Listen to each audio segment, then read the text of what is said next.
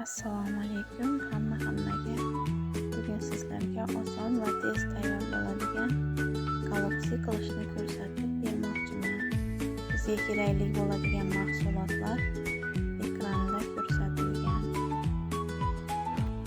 Oldin videolarimga ovozli zapis qilmaganman. Bu ikkinchisi.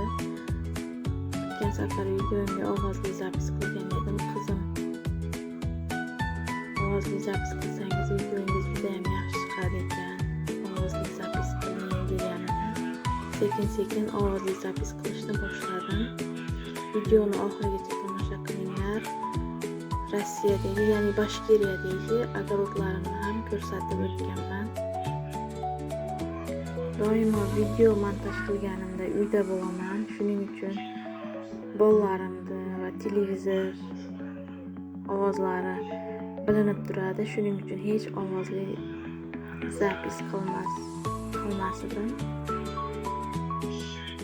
Endi bundan buyoqqa harakat qilaman ovozli zapis qilishga, lekin har xil ovozlar chiqib qolgan bo'lsa oldindan uzr so'rayman.